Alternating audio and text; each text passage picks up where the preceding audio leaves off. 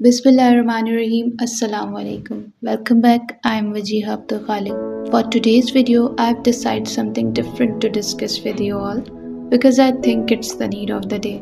So the subject of our discussion for today is what is our role in this world? यानी कि इस दुनिया में हम सबका क्या किरदार है? हम कैसे अपना हिस्सा अदा कर सकते हैं?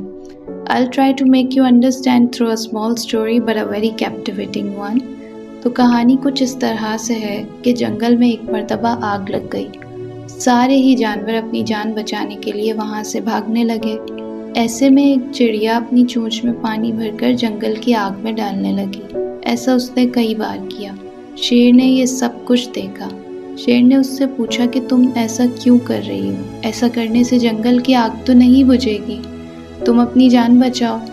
چڑیا نے اسے بہت ہی خوبصورت جواب دیا کہ میں یہ بات جانتی ہوں کہ میرے ایسا کرنے سے جنگل کی آگ نہیں بجھے گی، لیکن جب روز محشر مجھ سے سوال کیا جائے گا کہ جنگل میں آگ لگی تھی تو تم نے کیا کردار ادا کیا، تو میں مطمئن ہو کر یہ جواب دے سکتی ہوں کہ جب جنگل میں آگ لگی تھی تو میں نے اپنا حصہ ادا کیا۔ کہانی کا مقصد یہ ہے کہ جب کائنات کی اتنی چھوٹی مخلوق اپنے ہونے کا مقصد جان سکتی ہے تو پھر ہم اشرف المخلوقات یعنی کہ کائنات کی سب سے افضل مخلوق ہو کر بھی اپنے آپ کو بے مقصد کیوں سمجھتے ہیں؟ ہم یہ کیوں سوچتے ہیں کہ ہمارا اس دنیا میں کوئی کردار نہیں ہے؟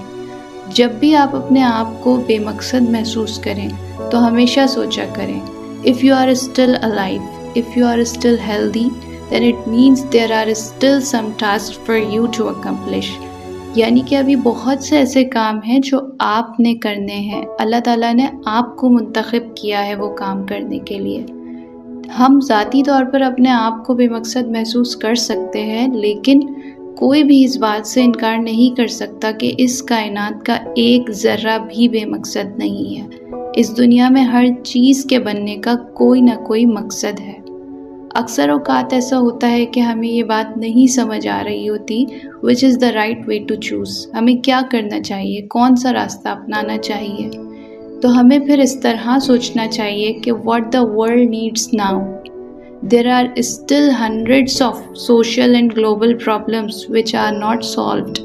We can be the first one to step forward and solve those problems. At least we can try. ہم کوشش تو کر سکتے ہیں نا، چاہے وہ پرابلم ہم سے سالو ہو یا نہ ہو، لیکن الٹیمیٹ جو ہمارا مقصد ہے وہ دنیا کو ایک بہتر جگہ بنانا ہے۔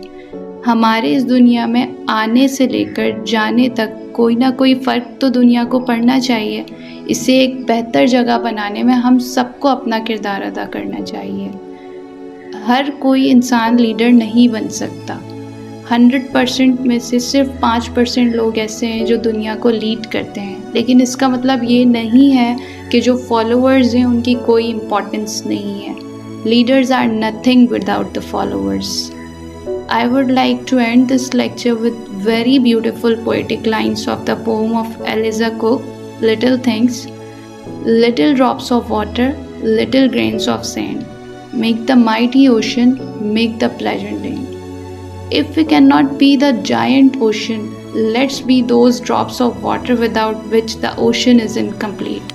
Or if we cannot be the great land, let's be those grains of sand without which the land is incomplete. Thank you so much.